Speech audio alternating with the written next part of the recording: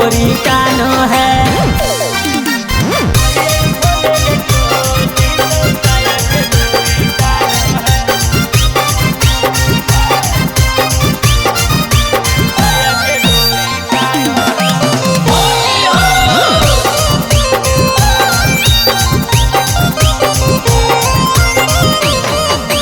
होलिया में रोबौ सखी हमर साया साड़ी गे, मन करौ पियावा के दियौ केतना गारी गे। होलिया में रोबौ सखी हमर साया साड़ी गे, मन करौ पियावा के दियौ केतना गारी गे। होलिया में सैया सखी कहनो नहीं मानो हर, कहिए खोले ले चोली तो साया के डोरी टानो है।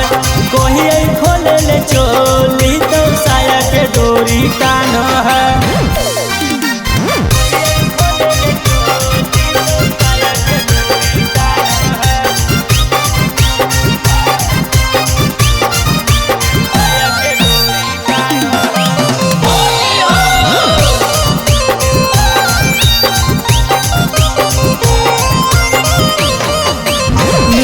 बुढ़ावा सखी हक मोरा सैया, फगुआ में के करा से कोरिए हम कोइया।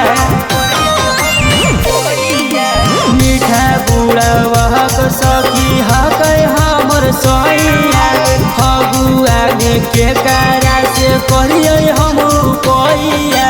ढोलिया में रंग देके बिकरवाटा सानो है, कहिए खोले ले चोली तो साया के डोरी टानो है। कहिए खोले ले चोली तो साया के डोरी टानो है।